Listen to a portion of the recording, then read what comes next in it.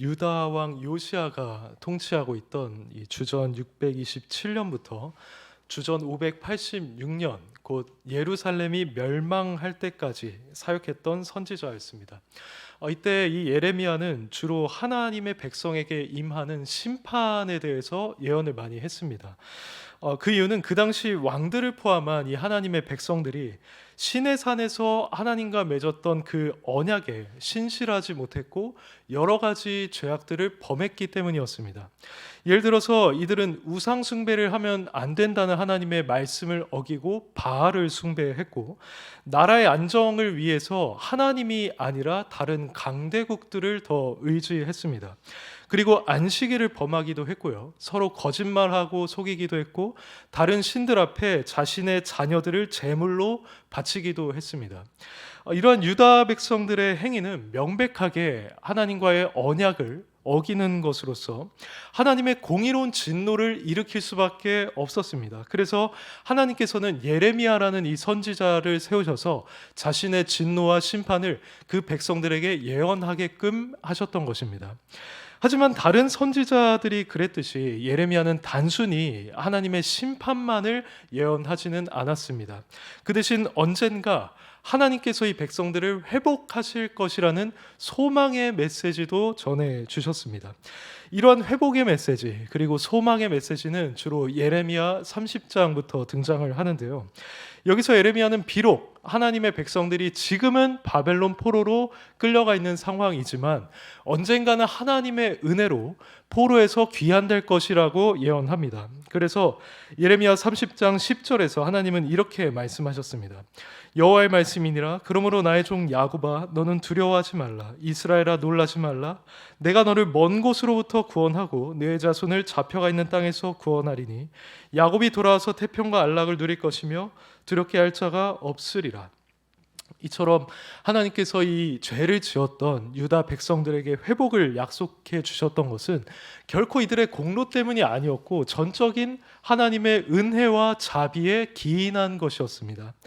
그런데 이렇게 무조건적인 은혜를 베풀겠다고 말씀하셨던 하나님은 자기 백성들에게 단순히 이 포로 귀환만을 약속하지는 않으셨습니다. 그보다도 더 고차원적이고 영적이고 영구적인 은혜도 약속을 해 주셨는데, 그것이 바로 오늘 본문에 등장하고 있는 새 언약입니다. 31절을 보시면 하나님은 보라, 날이 이르리니 내가 이스라엘 집과 유다 집에 새 언약을 맺으리라고 하십니다. 그리고 이 32절부터는 여기서 말씀하신 새 언약이 이전에 이스라엘 백성들이 애굽에서 나올 때 하나님과 맺은 언약, 곧 시내산 언약과는 다를 것이다 라고 말씀하십니다. 그러면서 하나님의 백성들이 이 새 언약 안에서 받아 누리게 될 은혜가 무엇인지가 33절 이하에서부터 등장하는데요. 여기서 약속되고 있는 은혜들은 그동안 하나님께서 자기 백성들과 맺어오신 여러 언약들의 약속을 궁극적으로 성취한다는 성격을 지니고 있습니다. 그만큼 이 새 언약에서 약속된 은혜는 영적이고 영구적이며 결정적인 은혜인 것입니다. 그렇다면 하나님과 이 하나님의 백성들 사이에서 이 새 언약은 언제 맺어졌는가 했을 때 우리는 이 시기를 포로 귀환 때로 보기는 어렵습니다. 왜냐하면 포로 귀환을 다루고 있는 에스라나 느헤미야 같은 성경들에서 이 새 언약이 맺어진다든지 아니면 그로 말미암은 은혜들이 백성들에게 주어진다든지 하는 내용을 우리가 찾아보기 어렵기 때문입니다. 그러므로 우리는 이 새 언약의 체결과 관련해서 포로 귀환 이후의 시기를 생각할 수밖에 없는데요.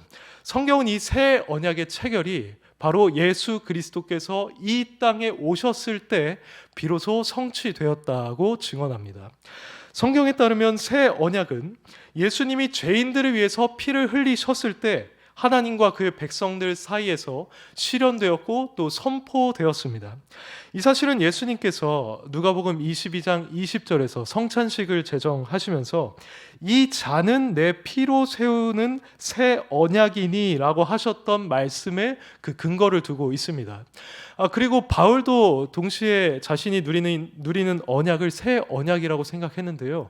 그는 자신이 새 언약의 일꾼이다 라고 말했습니다. 그리고 히브리서 기자 또한 히브리서 8장 6절 이하에서 이 예레미야에 있는 말씀을 인용하면서 예수님이 더 좋은 언약, 곧 새 언약의 중보자시라고 말했습니다. 이처럼 성경에 근거를 했을 때 오늘 본문에 등장하는 새 언약은 참된 메시아이신 예수 그리스도를 통해서 성취된 것이 분명합니다. 그리고 만일 이것이 사실이라면 현재 예수님을 믿어서 하나님의 백성이 된 우리는 이 새 언약에 참여하고 있는 자라고 할 수 있을 것입니다. 뿐만 아니라 우리는 오늘 본문에 약속된 이 은혜들도 우리와 밀접한 연관이 있다고 말할 수 있을 것입니다. 그럼 이 새 언약이 우리에게 약속하고 있는 은혜들에는 구체적으로 어떤 것들이 있을까요? 오늘 저는 이와 관련해서 성도님들과 세 가지만 함께 살펴보기를 원합니다. 새 언약이 우리에게 약속하고 있는 첫 번째 은혜는 우리 영혼의 거듭남입니다. 33절을 제가 한번 읽어보겠습니다.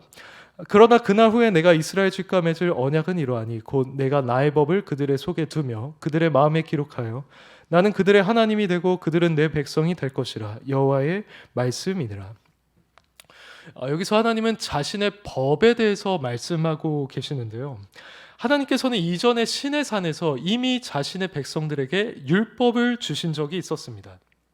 근데 율법은 하나님의 뜻을 한마디로 요약한 것으로서 이스라엘 백성들이 이 율법을 잘 지키기만 한다면 하나님께서 약속하신 축복을 누릴 수 있게 될 것이었습니다. 그러나 앞서 말씀드린 것처럼 이들은 그 언약을 준수하는 일에 철저히 실패했고 결국에는 하나님과의 언약을 깨뜨리고 말았습니다. 이런 이유로 하나님은 새 언약을 제정해 주신 것인데 이 새 언약은 옛 언약과 구별되는 점이 분명히 있습니다. 그것은 곧 옛 언약에서는 하나님께서 자신의 백성들에게 율법만을 주셨다고 한다면 새 언약에서는 그 율법, 즉 하나님의 뜻을 따라서 살아갈 수 있는 능력과 마음까지도 주신다는 것입니다. 이 사실이 33절에서 나의 법을 그들의 속에 두며 그들의 마음에 기록하여 라는 말로 표현이 되고 있죠. 여기서 속 그리고 마음이라고 하는 단어는 한 인간 내부의 깊은 곳을 가리키는 말입니다. 그리고 바로 여기에 하나님의 법을 두시고 기록하신다고 하는 것은 하나님의 백성들이 이제는 자원하는 마음으로 하나님의 뜻을 따르고자 하는 마음과 능력을 직접적으로 주시겠다는 뜻입니다. 이와 비슷한 말씀이 에스겔 36장 26절에서도 등장합니다. 여기서도 새 언약에 관한 말씀이 등장을 하는데요. 에스겔은 이렇게 예언합니다. 또 새 영을 너희 속에 두고 새 마음을 너희에게 주되 너희 육신에서 굳은 마음을 제거하고 부드러운 마음을 줄 것이며 또 내 영을 너희 속에 두어 너희로 내 율례를 행하게 하리니 너희가 내 규례를 지켜 행할지라. 여기서도 마찬가지로 하나님께서는 직접 자신의 백성들에게 새로운 마음을 주셔서 하나님의 뜻을 행하게 하실 것이라고 합니다. 이러한 은혜는 예수님께서 말씀하신 거듭남과 일치하는 것입니다. 예수님 말씀처럼 한 사람이 성령으로 거듭나게 되면 그때부터 그 사람의 마음에는 성령님께서 직접 내주하십니다. 그리고 성령님께서 그 사람의 영혼 전반에 영향을 미치면서 그 사람은 점점 죄를 미워하게 되고 하나님의 뜻을 기쁨으로 행하게 됩니다. 실로 예레미야다 그리고 이 에스겔이 예언했던 새 마음과 새 영을 갖고 하나님께 순종하는 일이 일어나게 되는 것입니다. 우리는 이 예수 그리스도를 믿고 새 언약에 참여한 자들로서 여기서 말하는 거듭남의 은혜를 이미 어느 정도 체험한 자들입니다. 본래 우리는 자원해서 하나님의 뜻을 행할 수 없는 자들이었습니다. 우리는 예레미야가 만물보다 거짓되고 부패한 것은 마음이라고 했던 것처럼 부패하고 죄악된 마음을 가지고 있었습니다. 그래서 그분의 뜻에 우리는 본래 관심이 없었고 오직 내 뜻대로만 살아가기를 좋아하던 자들이었습니다. 물론 우리가 피상적으로 하나님을 알고 있을 때 어느 정도 하나님의 뜻에 순종하는 모습을 보인 적도 있기는 합니다. 하지만 그때 행했던 우리의 순종은 진정한 의미에서의 순종이라고 보기는 어렵습니다. 왜냐하면 진정한 순종에는 진실한 마음도 포함되기 때문입니다. 우리가 하나님을 제대로 알지 못했을 때 우리는 그저 다른 이들로부터 교육을 받고 또는 지시를 받아서 하나님의 뜻을 행할 뿐이었습니다. 그리고 혹시나 내가 하나님의 뜻을 행하지 않으면 저주를 받거나 정죄를 받거나 지옥에 가지 않을까 하는 두려움 때문에 억지로 순종을 했습니다. 겉으로 보기에는 순종하는 모습이 있기는 했지만 우리의 마음은 진실하지 않았습니다. 진정으로 하나님을 사랑하는 마음으로, 하나님의 뜻에 기꺼이 동의하는 마음으로, 공의와 성결과 화평이라는 율법의 정신에 동의하는 마음으로 순종하지는 않았다는 것입니다. 그럼 이것이 우리에게 시사하는 바는 무엇입니까? 그것은 곧 그 당시 우리의 마음에는 그분의 율법이 새겨져 있지 않았었다는 것입니다. 우리에게는 자원에서 그분의 뜻을 따르고자 하는 이 새 마음, 그리고 새 영이 존재하지 않았고 그저 아담으로부터 물려받은 부패한 본성을 따라서만 살아가고 있었다는 것입니다. 과거에 자신으로 돌아가서 그때 여러분의 마음이 어떠했는지를 한번 돌아보시기를 바랍니다. 그 상태에 있던 우리는 그저 우리 마음이 지시하고 이끄는 대로 따라서 살아갔을 뿐입니다. 우리가 원하는 것, 우리가 열망하는 것들은 다 하나님께서 보시기에 악한 것들이었습니다. 그것들은 하나님의 영광과 아무런 상관이 없었고 그것은 오직 나 자신을 위한 것이었을 뿐입니다. 그런데 이런 우리가 예수 그리스도를 믿음으로 영접하고 거듭남으로써 완전히 새로운 마음을 갖게 되었습니다. 이전에는 하나님의 뜻에 큰 관심을 두지 않았다면 이제는 우리 자신의 말과 행동이 과연 하나님의 뜻에 부합하는 것인가를 진지하게 고민하게 되었습니다. 다시 말해서 하나님의 말씀과 뜻이 우리 생활의 기준이 되었습니다. 그래서 우리는 하나님의 뜻에 부합하지 않는 것들에는 거부감을 갖게 되었고 하나님의 뜻에 합당하다고 여겨지는 것에는 기쁘고 자원하는 마음으로 순종할 수 있게 되었습니다.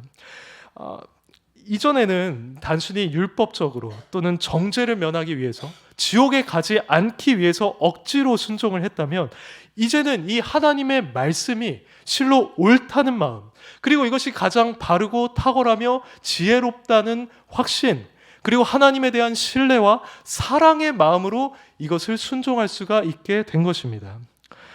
이러한 변화들은 우리 자신의 힘으로 이루어진 것이 결코 아닙니다. 본래 우리는 자기 마음의 근원적인 부분을 수술해서 바꿀 수가 없는 자들입니다. 그것은 오직 하나님께만 속한 능력입니다. 실제로 우리 마음이 하나님께서 보시기에 선하게 변화되었다고 한다면 그것은 하나님께서 우리 마음에 그분의 법을 기록해 주신 결과입니다. 우리 마음을 부드럽게 하시고 우리의 마음에 새 마음과 새 영을 부어주신 결과입니다. 그리고 무엇보다도 자신의 보혈로 이 새 언약을 실현하신 예수님께서 우리를 자신의 영으로 거듭나게 하신 결과입니다. 그러므로 여러분 자신의 변화된 마음을 보시면서 이러한 하나님의 역사가 있었음을 인정하시고 하나님께 감사와 영광을 돌리시기를 바랍니다. 또 하나님이 지금도 살아계시다는 것을 기억하는 가운데 여러분을 앞으로도 더 거룩하게 변화시켜 주실 수 있다는 사실을 믿으시기를 바랍니다. 그리고 앞으로 여러분이 더 새 마음과 새 영으로 충만하게 되어서 더 이상은 옛 본성을 따르는 자가 되지 않도록 주의하고 경계하시기를 바랍니다. 이것이 바로 새 마음을 받은 자들이 보여야 마땅한 반응일 것입니다. 그런데 이 거듭남과 관련된 33절 말씀에서 우리가 한 가지 더 생각해 볼 것이 있습니다. 하나님께서는 이렇게 자기 백성을 거듭나게 할 것이라고 약속하신 뒤에 나는 그들의 하나님이 되고 그들은 내 백성이 될 것이라고 하셨습니다. 이 문장은 우리에게 꽤 익숙한 문장입니다. 왜냐하면 하나님께서 자기 백성에게 주시는 가장 큰 복을 약속하실 때 자주 이 문장을 사용하셨기 때문입니다. 대표적인 예로 하나님은 창세기 17장 7절에서 아브라함과 그 후손 사이에 언약을 세워서 영원한 언약을 세우고 아브라함과 그 후손의 하나님이 되리라고 하셨습니다. 그리고 출애굽기 6장 6절 이하에서도 이스라엘 백성들에게 너희를 속량하여 너희를 내 백성으로 삼고 나는 너희의 하나님이 되리니 라고 하셨습니다. 이 구절들의 문맥을 우리가 고려했을 때 이러한 약속은 분명 인간이 하나님께 기대할 수 있는 가장 큰 복을 내포하고 있다고 볼 수 있습니다. 그래서 몇몇 주석가들은 이 약속을 구원 그 자체라고 보기도 하고, 아니면 하나님으로부터 오는 모든 복이 집약된 약속이다라고 보기도 합니다. 그렇다면 이 말씀은 결국에 성령으로 거듭난 자들이 모두 다 이 최고의 복에 참여하게 된다는 말인 것인데, 여기서 우리는 거듭남 이후에 복이 등장하는 이 순서를 눈여겨서 볼 필요가 있습니다. 하나님 나라의 원리에 따르면 거룩하지 않은 자는 하나님 나라의 잔치나 거기서 누리는 복에 참여할 수가 없습니다. 성경에 따르면 하나님 나라는 매우 거룩한 곳이기 때문에 여전히 죄악에 지배당하는 본성을 가지고 있는 자는 그곳에 들어갈 수가 없습니다. 이것은 예수님께서 사람이 거듭나지 아니하면 하나님 나라를 볼 수도 없고 들어갈 수도 없다라고 하신 것과 일치하는 진리입니다. 같은 맥락에서 바울도 고린도전서 6장 9절에서 불의한 자가 하나님의 나라를 유업으로 받지 못할 줄을 알지 못하느냐라고 했습니다. 그러니까 거듭나지 않고 타락한 본성을 따라서 죄짓기를 즐겨하는 자는 결코 하나님 나라의 복을 누릴 수가 없다는 것입니다. 실제로 천국에는 죄라는 것이 아예 존재하고 있지를 않고 거룩한 영광으로만 충만할 것인데, 여전히 죄악된 본성을 따르고 있고 또 죄짓기를 즐겨하는 자가 어떻게 그곳에서 복이라고 하는 것을 누릴 수가 있겠습니까? 그러므로 하나님께서 우리에게 최고의 복을 주시기 위해서 이 새 언약 가운데 거듭남이라는 은혜를 포함해 주신 것은 분명한 이유가 있는 것입니다. 하지만 우리가 하나님 나라의 복을 누리기 위해서 단순히 어느 시점 이후로 거룩하게 변화된 것만으로는 결코 충분하지가 않습니다. 왜냐하면 거듭나기 전 과거에 지었던 우리의 죄악들이 여전히 우리에게는 죄책으로 남아있기 때문입니다. 그래서 우리는 하나님 나라에 들어가서 그 복을 누리기 위해서는 반드시 이 죄책까지도 제거를 해야만 하며 주님 보시기에 법적으로 온전한 자가 되어야 마땅합니다. 근데 자비로우신 하나님께서는 이러한 우리의 형편을 다 알고 계셨습니다. 그래서 하나님은 이 새 언약 안에 완전한 죄 사함이라는 은혜까지도 예비해 주셨습니다. 이것이 바로 새 언약이 우리에게 약속하고 있는 두 번째 은혜인 것입니다. 하나님은 34절 하반절에서 다음과 같이 말씀하시죠. 내가 그들의 악행을 사하고 다시는 그 죄를 기억하지 아니하리라. 여호와의 말씀이니라. 이 말씀처럼 하나님은 새 언약에 참여한 우리의 모든 죄를 사하실 것이고 우리의 죄를 기억조차 하지 않을 것이라고 말씀하십니다. 다만 여기서 우리가 분명히 기억해야만 하는 사실은 하나님께서 이처럼 우리의 죄를 사하실 때 우리의 죄를 그냥 용서하지는 않으신다는 것입니다. 만물의 재판장이신 그 하나님은 자신의 의로운 속성을 포기하시면서 우리를 용서하는 분이 아니십니다. 오히려 그분의 용서는 그분의 공의에 완벽하게 부합하는 용서입니다. 이를 위해서 하나님께서 행하신 일이 무엇입니까?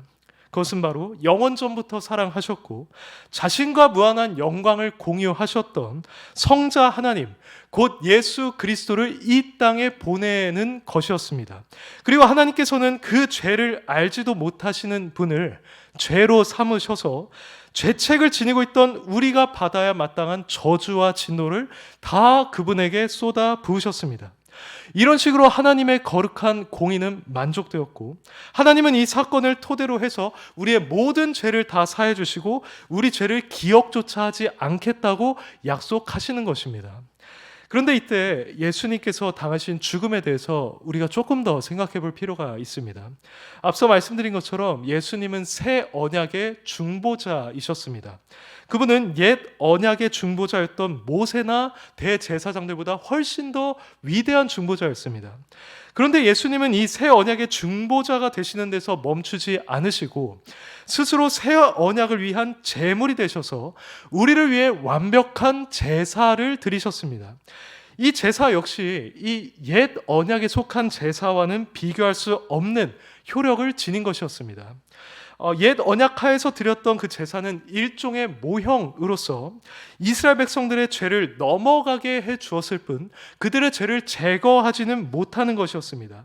그래서 히브리서 기자는 황소와 염소의 피가 능히 죄를 없이 하지 못함이라, 이 제사는 언제나 죄를 없게 하지는 못함이거니와 라고 말했던 것입니다. 하지만 새 언약의 중보자이셨던 예수님께서 자신을 직접 제물로 드린 이 새 언약의 제사는 완벽한 제사요 영원한 제사로서 우리의 죄를 단번에 제거할 효력을 지니고 있었습니다. 이 제사를 통해서 우리의 죄책은 완벽하게 제거되었습니다. 예수님은 그 단 한 번의 제사로 우리를 단번에 영원히 온전케 하셨습니다. 이제는 더 이상 우리를 위해서 드릴 제사가 아예 존재하지를 않습니다. 이처럼 예수님은 우리를 위해서 완벽한 제사를 드리셨기 때문에 하나님께서는 이 새 언약에 참여한 우리의 죄를 기억조차 하지 않으시는 것입니다. 사랑하는 성도 여러분, 만일 여러분들이 믿음으로써 이 새 언약에 참여한 자들이 되셨다면 이 확실한 죄사함의 은혜가 바로 여러분의 것이 되었음을 기억하시기를 바랍니다. 여러분의 모든 죄책들은 예수님이 드리신 제사로 인해서 단번에 제거되었습니다. 하나님께서는 새 언약에 근거해서 여러분의 죄를 사하셨고 이제는 더 이상 여러분이 지었던 죄악들을 기억하지 않으십니다. 하나님께서 기억하지 않는다고 하시는데 우리가 죄책을 기억하면서 괴로워하고 또 두려워할 이유가 어디에 있겠습니까? 이제 여러분은 죄와 관련된 모든 문제를 해결받은 자들로서 하나님 나라에 들어가서 복을 누리기에 합당한 존재가 되었습니다. 부디 이 사실을 여러분이 믿으시고 그 예비된 참된 복을 간절히 소망하시기를 바랍니다. 옛 언약이 약속하던 복들은 주로 현세적인 것들이었습니다. 하지만 우리가 참여하게 된 이 새 언약은 우리에게 영원하고 영적인 복을 약속하고 있습니다. 실로 이 새 언약에 등장하는 모든 언약들의 새 언약은 모든 언약의 정점에 있는 것으로서 그 언약에 포함되어 있던 은혜의 약속들이 궁극적으로 그리고 영적으로 성취되는 언약입니다. 그러므로 여러분이 예수 그리스도로 인해서 이 영광스러운 언약에 참여하게 되었음을 기억하시고 항상 기뻐하고 감사하며 풍성한 소망 가운데 살아가시기를 간절히 소원합니다. 이제 한 가지만 더 말씀드리고 설교를 맺겠습니다. 지금까지 우리는 새 언약의 중보자가 바로 예수님이시라는 사실과 그분 안에서 우리는 거듭남과 재씻음의 은혜를 받게 되었다고 말씀드렸습니다. 이런 은혜를 받은 우리는 훗날에 하나님이 약속하신 복을 충만히 누리게 될 것이 분명합니다. 근데 우리 가운데는 이런 진리에 대해서 다음과 같은 생각을 할 수도 있습니다. 그래, 내가 거듭난 것이 맞고 죄사함을 받은 것도 맞다. 그러나 나는 지금도 연약함으로 인해서 종종 죄를 짓고 있고 앞으로도 죄를 지을 가능성이 있다. 심지어 아주 심각한 죄를 지을 수도 있다. 그런데 이런 내가 하나님 나라에 들어갈 것이라는 확신을 가질 수가 있는가라는 생각을 할 수가 있습니다. 이것은 진지한 성도라면 한 번쯤 해봤을 만한 생각입니다. 실제로 성경에는 성도가 중간에 탈락하고 하나님께 버림받는 것을 경고하고 있는 것처럼 보이는 그런 구절들도 있습니다.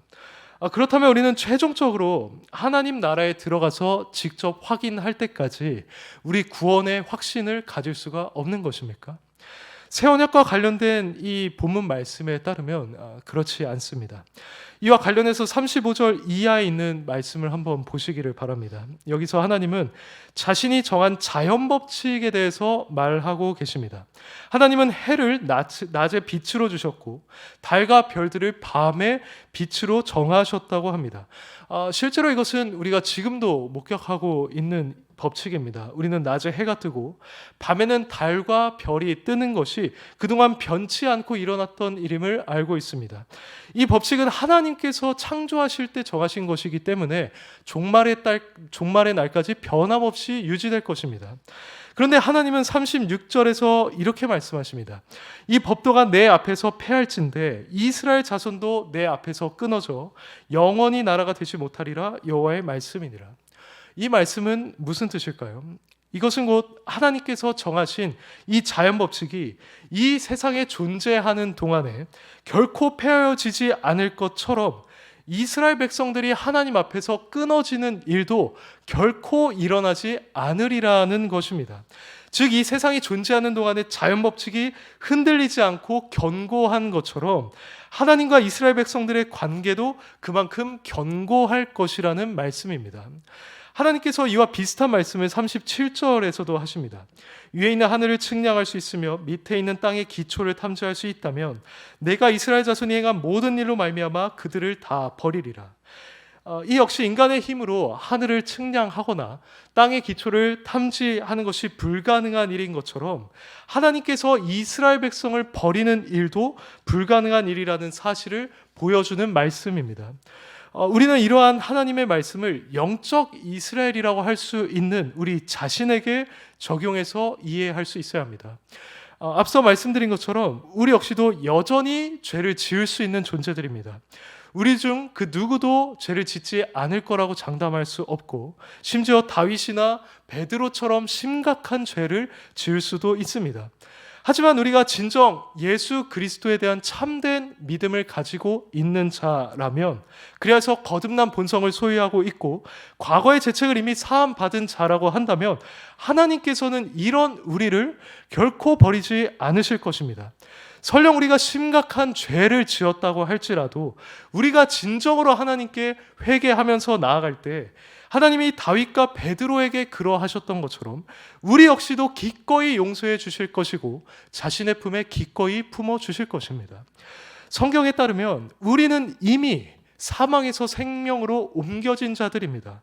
예수님은 자신의 양인 우리를 결코 잃어버리지 않겠다고 하시며 그 누구도 자신의 손에서 빼앗을 수 없다고 말씀하십니다. 뿐만 아니라 우리는 이미 성령으로 인침을 받은 자들입니다. 우리의 거듭난 본성이 그것을 증거하고 있으며 그 누구도 그 어떤 사건도 이 성령의 인을 뜯어낼 수가 없습니다.